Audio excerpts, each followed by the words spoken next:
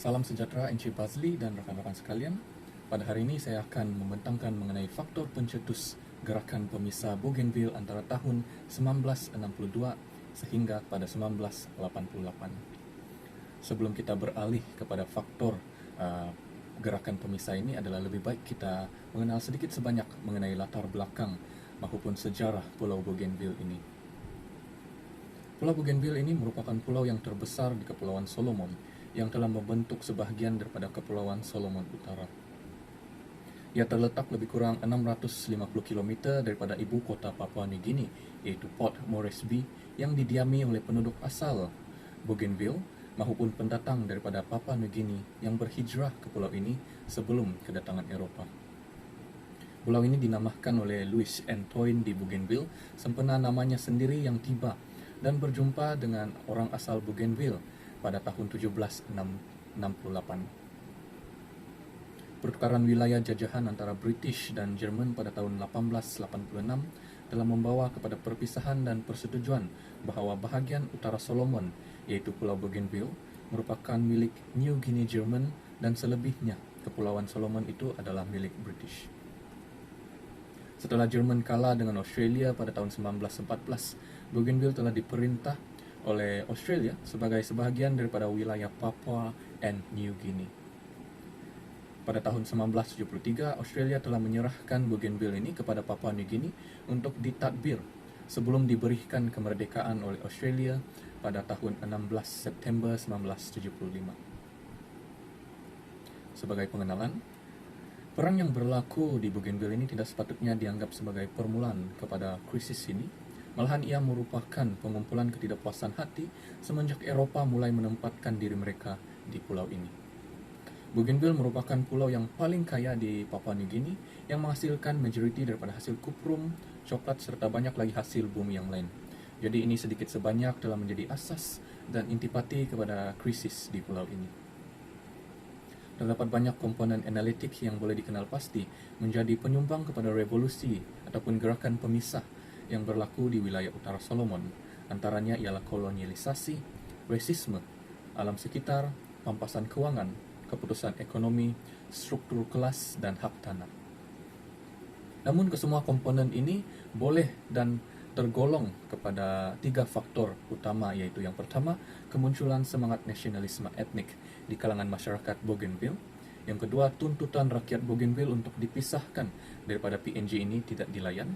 Dan yang ketiga, pengeksploitasian sumber mineral yang telah membawa kepada kemusnahan alam sekitar dan rampasan tanah. Bagi faktor yang pertama, iaitu semangat nasionalisme etnik di kalangan masyarakat Bougainville. Dalam tempoh 2 abad yang lepas, campur tangan asing seperti Britain, Jerman, Australia, Jepun dan Papua New Guinea itu sendiri telah mengubah kehidupan masyarakat di Bougainville. Pengalaman ketidakadilan dan menganggap bangsa Bougainville mereka ini berlainan daripada bangsa yang lain telah menimbulkan perasaan anti dan ketidakpercayaan kepada golongan pendatang.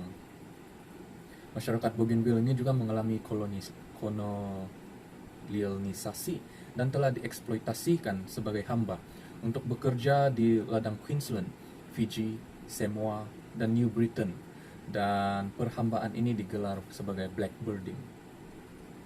Leo Hennett, antara pemimpin yang memperjuangkan hak Bougainville ini, menyatakan bahawa antara dua alasan untuk memisahkan Bougainville dan Papua New Guinea ini adalah berdasarkan nilai primordial, yaitu unsur seperti perbezaan warna kulit, di mana warga Papua New Guinea ini adalah bersifat red skin, manakala warga Bougainville ini adalah lebih kepada warna kulit yang bersifat jet black. Dan alasan yang kedua adalah nilai-nilai budaya.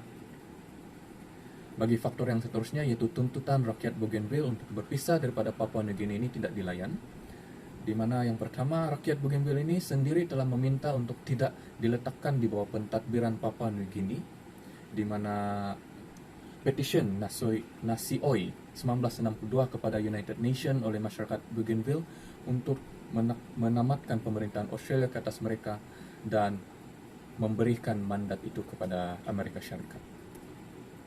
Yang kedua, akhirnya Australia menyerahkan Bougainville kepada Papua New Guinea untuk ditadbir sebelum diberikan kemerdekaan atas PNG pada 16 September 1975. Tetapi Sebelumnya, yaitu pada 1 September, rakyat Bougainville telah mencuba untuk mengisytiharkan kemerdekaan mereka sendiri secara berpihak yang telah mengejutkan pemimpin Papua Nugini yaitu Michael Somare, namun tetap tidak dipedulikan.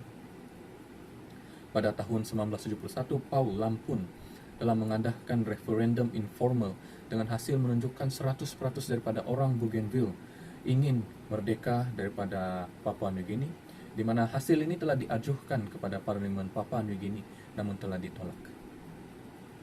Dan antara pemimpin yang turut menuntut kemerdekaan ini adalah Leo Hennett, Paul Lampun, Father John Momis, Dr. Alex Seret, Moses Havini, dan John Dumit yang telah menuntut kemerdekaan dan menimbulkan ketegangan politik. Tetapi Papua Nugini itu sendiri tidak bersedia untuk melepaskan sumber pendapatan utama mereka yang turut telah mendorong ketidakstabilan politik di Papua Nugini jika mereka melepaskan Pulau Bougainville ini untuk menjadi negara mereka sendiri. Faktor yang ketiga adalah pengeksploitasian sumber mineral yang telah membawa kepada kemusnahan alam sekitar serta rampasan tanah. Pengeksploitasian secara besar-besaran sumber alam di Bougainville tanpa mengendahkan tentang alam sekitar serta nasib penduduk Bougainville juga telah menyumbang kepada tercetusnya gerakan pemisah bersenjata ini. Sejak penubuhan Bougainville Copper Limited yaitu BCL oleh syarikat Australia yaitu Conzino Rio Tinto of Australia CRA telah menyebabkan isu alam sekitar seperti pencemaran tani, kemusnahan flora dan fauna serta impak terhadap manusia. Dan tidak lupa juga isu tanah yang telah dirampas tanpa hak yang sepatutnya serta pampasan yang tidak dibayar ke atas kerusakan yang dilakukan oleh syarikat ini. Sisa-sisa daripada kilang pemprosesan bahan-bahan mineral yang telah digali ini juga telah dibuang begitu saja ke dalam sungai seperti sungai Karwong Jep pada kadar anggaran 500,000 tan sehari. Impak perombongan ini bukan saja telah mengubah landscape di Bougainville akibat penggalian berskala besar, malahan turut mengganggu sistem ekologi yang ada. Seterusnya ialah Bougainville merupakan kawasan yang kaya dengan hasil mineral seperti emas, biji timah, dan tembaga. Dan Australia telah memberikan lesen kepada syarikat Consign Rintinto Australia ini untuk melombong di Bougainville. Namun Australia tidak meminta sebarang kebenaran daripada penduduk Bougainville yang merupakan pemilik asal tanah ini. Hal ini telah termaktub dalam Ordinan Perlombongan 1927 hingga 40 yang dilaksanakan oleh Australia tanpa pengetahuan masyarakat di Bougainville itu sendiri. Di mana Ordinan Perlombongan 1966 juga telah digubal tanpa mengambil kira sebahagian keuntungan mineral yang diperoleh harus diberikan kepada pemilik tanah. Tongs juga meniraikan 3 isu tanah yang dihadapi oleh pemilik tanah, yaitu yang pertama, pelombong tidak memerlukan kebenaran daripada pemilik untuk melakukan perlombongan. Yang kedua, syarikat hanya perlu berbincang dengan kerajaan Australia ataupun kerajaan Papua Nugini mengenai terma serta pampasan yang perlu dilakukan dan dibayar tanpa merujuk kepada pemilik tanah itu sendiri. Dan yang ketiga, royalti dan sewa yang perlu dibayar oleh syarikat akan dibayar terus kepada pentadbiran dan pampasan tidak akan dibuat kepada pemilik tanah jika berlaku sebarang kerosakan terhadap bangunan pokok maupun taman. Jadi bagi penduduk Bougainville, gangguan terhadap tanah penduduk Bougainville ini juga bermaksud gangguan ke atas adat dan budaya mereka sendiri. Sebagai kesimpulan, sehingga kini Bougainville masih belum merdeka dan mendapatkan hak terhadap tanah mereka sendiri meskipun mempunyai konstitusi, kerajaan serta perkhidmatan awam mereka yang tersendiri. Namun pengundian referendum kemerdekaan Bougainville pada tahun 2019 jelas menunjukkan Bougainville ingin dan berkemungkinan akan menjadi negara yang termudah tidak lama lagi. Kini terpulang kepada Parlimen Papua Nugini untuk membuat keputusan untuk bersama-sama dengan wakil Bougainville untuk mencapai kemerdekaan ini, meskipun masih ada sebilangan daripada wakil parlimen ataupun pemimpin-pemimpin Papua Nugini yang enggan melepaskan pulau ini atas faktor kekayaan sumber yang ada. Tetapi masih menjadi tanda tanya jika sejarah hitam ini bakal berlaku jika keputusan yang dilakukan terhadap faktor kemerdekaan Pulau Bougainville ini tidak memihak kepada masyarakat Bougainville itu sendiri. Itu saja daripada saya. Sekian, terima kasih.